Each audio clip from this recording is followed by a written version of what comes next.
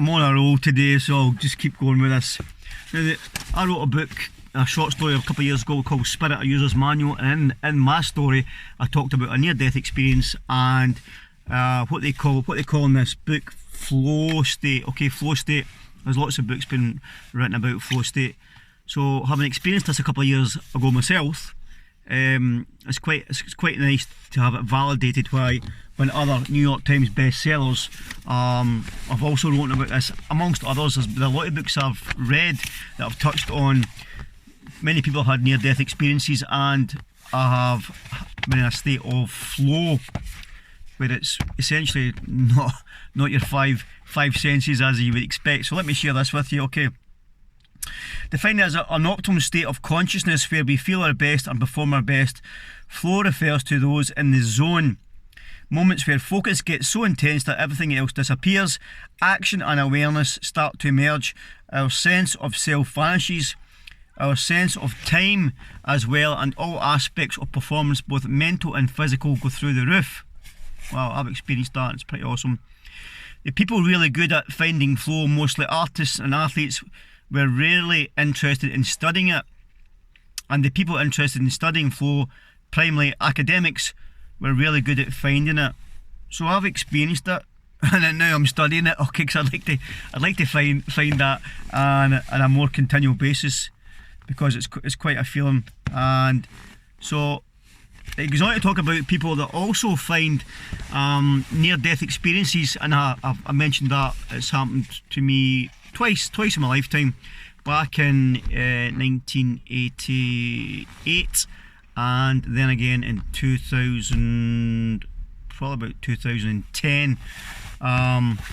Incidentally, they were almost essentially like accidents they were accidents to be fair.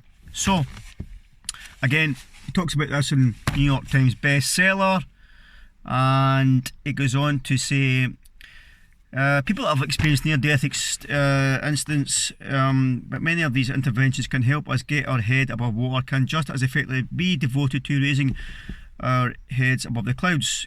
If we're interested in untapped levels of performance improvement and lasting emotional change, because what happens is when you have a near-death experience, you have an emotional change to your grey matter, okay?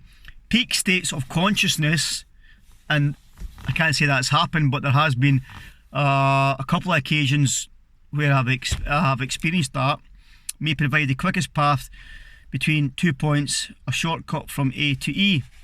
And it goes on to elaborate more on that, but essentially people that have near death experiences, they tend to be a bit more chilled out, a bit more relaxed, a bit more easygoing in life, understandably.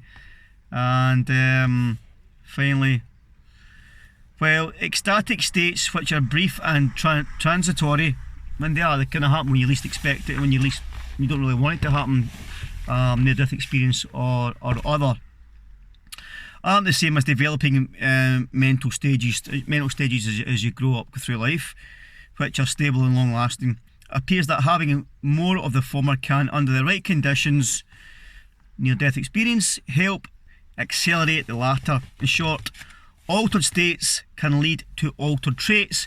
So some people have called me a lot of names.